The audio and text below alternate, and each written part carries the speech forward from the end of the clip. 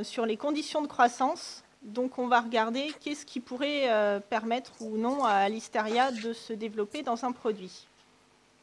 Alors, pour resituer un petit peu le complexe, comme on s'en doute, quand on est dans des conditions qui sont optimales au point de vue de la température, du pH, de l'AW, tout se passe bien pour Listeria. Et là, dans nos produits, c'est là qu'on a le risque qu'on peut avoir une multiplication bactérienne. Quand les conditions deviennent défavorables, là, c'est plus sécuritaire pour nous. On peut aller jusqu'à une mortalité des cellules ou en tout cas maintenir la concentration qui est présente. Je voulais vous présenter aujourd'hui ce petit dessin qui illustre comment on peut faire en industrie pour limiter la croissance de Listeria dans un produit. Alors, dans nos usines, dans nos procédés et dans nos produits, on a différents éléments qui sont tout autant de barrières qui vont permettre de limiter la croissance de Listeria.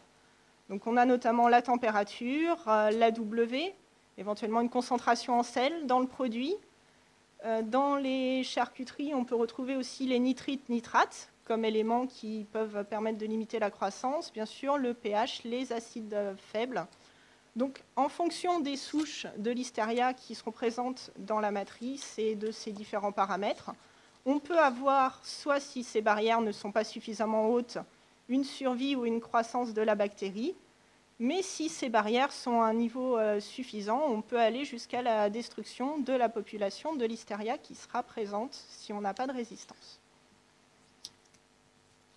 Alors, les conditions de croissance, où est-ce qu'on peut trouver des informations et des données pour répondre à ces questions? Donc, Laurent a parlé tout à l'heure des fiches ANSES, qui sont effectivement une bonne source pour retrouver dans quelles conditions de pH, d'AW, Listeria, par exemple, peut se maintenir dans le produit. La littérature scientifique est également une source riche d'informations. Il y a des bases de données qui existent, notamment on peut en retrouver au niveau un petit peu de la microbiologie prévisionnelle. Donc certains logiciels comme SimPrevious peuvent fournir des éléments. On retrouve des bases de données aussi comme Combase où on peut avoir ces éléments. Et tout ce qui est aussi études filières ou entreprises, donc soit des études menées sur une matrice spécifique, les guides de bonnes pratiques d'hygiène qui peuvent également donner des éléments sur les conditions de croissance. Le tableau que j'ai représenté ici n'est pas nouveau puisque Laurent l'a déjà présenté. Donc je vais passer rapidement au point de vue de la température, du pH et de l'AW. Effectivement, il y a des valeurs qui sont donc admises, qui ont été étudiées et qui sont barrières vis-à-vis de Listeria. En ce qui concerne les acides faibles, on peut retrouver également des éléments dans la littérature scientifique où on retrouve qu'en utilisation seule d'un acide, on aura une efficacité qui sera accrue sur l'acide acétique par rapport à d'autres types d'acides, comme l'acide lactique. Et en combinaison, on retrouve souvent l'utilisation de lactate acétate, qui est efficace comme levier d'action pour limiter la croissance de Listeria. Tous ces éléments sont à prendre en compte, donc on peut les prendre de façon individuelle, mais il faut aussi bien sûr s'interroger sur tout ce qui est variabilité, donc variabilité à la fois de ces paramètres-là dans votre matrice ou dans votre procédé, mais aussi la variabilité des souches. Donc on a vu avec Benjamin qu'il y avait différentes souches qui peuvent être rencontrées dans les matrices alimentaires.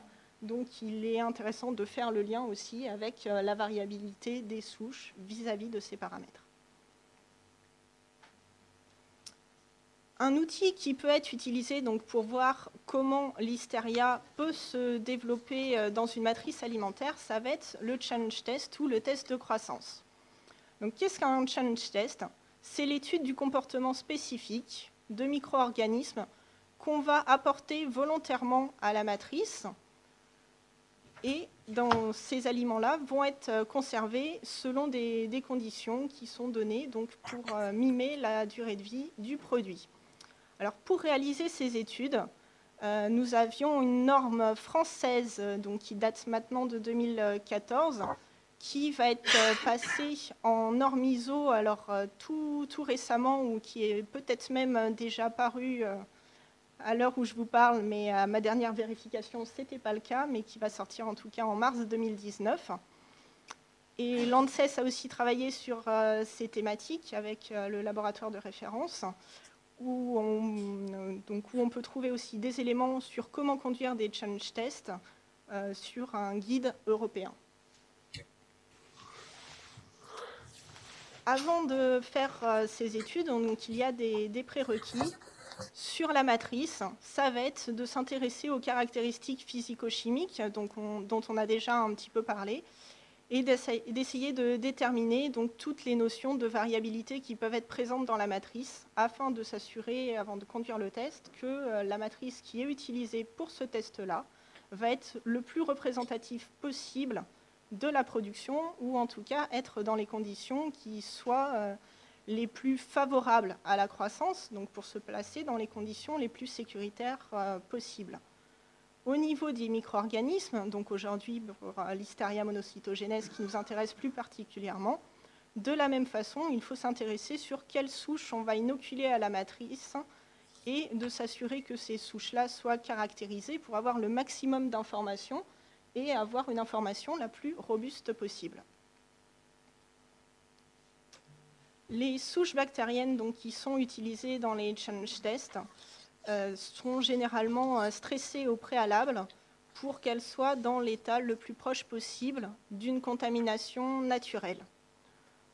Pour apporter les souches à la matrice, de la même façon, on va aller essayer de mimer une contamination naturelle. Donc soit une contamination qui sera en surface des produits, si on estime que la contamination naturelle peut avoir lieu lors d'une étape de tranchage par exemple, soit dans la masse pour d'autres matrices. Le taux de contamination, donc, ou la concentration à laquelle on va apporter les cellules de Listeria, donc on va chercher à être représentatif des taux naturels, mais un peu supérieur, de façon à pouvoir visualiser par rapport au seuil de dénombrement de la méthode qu'on va utiliser, à la fois si une décroissance ou une croissance de Listeria dans la matrice. Et les produits vont ensuite être conservés dans des conditions qui sont raisonnablement prévisibles tout au long de leur durée de vie. Un suivi donc, va donc être réalisé dans ce cas-là lors de la durée de vie du produit, après s'être assuré forcément de l'absence de contamination naturelle par le pathogène étudié. Et en parallèle, afin de s'assurer que le produit est bien conforme à l'ensemble de la production et à ce qui est observé classiquement dans les autocontrôles de l'entreprise, on va suivre également la flore endogène à différentes dates d'analyse. Les conditions, les caractéristiques physico-chimiques vont également être suivre aux différents moments. Il existe donc deux types de tests de croissance que l'on peut réaliser, et le choix de ces deux tests va être dépendant de la réponse que l'on cherche à avoir. Le potentiel de croissance va permettre de déterminer entre le début de la durée de vie du produit et la fin de la durée de vie du produit, ce qui est représenté par la flèche sur le graphique de gauche, quel va être le gain ou non de la population de Listeria en cours de conservation. Si on veut une information un petit peu plus précise, on peut réaliser un taux de croissance où là, on va aller déterminer plus précisément quel va être le temps de latence de la bactérie dans la matrice et quelle va être la vitesse de croissance de la bactérie dans la matrice. Donc, pour le potentiel de croissance, généralement, on utilise différentes souches de salmonelle qui sont utilisées conjointement et on va conserver l'aliment pour mimer la chaîne du froid qui va être rencontrée classiquement par les produits commercialisés. Et la conclusion va se faire par rapport à un seuil qui est admis de 0,5 log du FC. Si on a une croissance qui est supérieure à ce seuil, on conclut à une croissance donc, de Listeria dans l'aliment. Si on est inférieur à ce gain de 0,5 log, on estime que Listeria ne peut pas se développer dans l'aliment étudié. Le taux de croissance, comme je vous l'ai dit, on va chercher à aller identifier la vitesse de croissance de la bactérie dans la matrice. Dans ce cas-là, on contamine avec une seule souche, généralement, et l'aliment est conservé à une température fixe. Ce test-là permet une connaissance donc plus précise de la croissance du pathogène dans l'aliment, selon les conditions testées, et va également permettre d'aller un petit peu plus loin, de faire des extrapolations, donc soit à des températures différentes par exemple, de tester d'autres scénarios de conservation par microbiologie prévisionnelle. La conduite de ces tests de croissance nécessite une expertise au niveau du laboratoire qui va réaliser ce test. Et donc on retrouve donc sur les sites internet donc une liste des laboratoires spécialisés reconnus. Donc la reconnaissance est réalisée par l'ANSES. Et ça se passe dans le cadre de l'application du règlement 2073-2005. Donc c'est vraiment parce qu'il y a une connaissance de la matrice et des souches qui est vraiment indispensable pour mener à bien ce type d'études. Donc, en conclusion, cet outil qui est le test de croissance de Listeria, ça va être un des outils qui va permettre de déterminer la durée de vie microbiologique. Mais seul, cet outil-là n'est pas suffisant. Donc, il s'imbrique dans tout un tas d'outils qui sont à votre disposition pour déterminer vos durées de vie. La connaissance des produits, des procédés et des micro-organismes, ce sont des éléments qui sont indispensables pour mener à bien ces tests-là. Et ces tests donc, sont conduits pour des micro-organismes qui sont rarement détectés dans le cadre d'autocontrôle. Donc, c'est tout à fait le cas de Listeria monocytogenes. Et donc, dans le cas de Listeria monocytogenes, un résultat de challenge test va vous permettre de classer votre aliment dans les catégories qui permettent ou non la croissance de Listeria monocytogenes et donc de pouvoir éventuellement utiliser le seuil de 100 UFC en fin de DLC.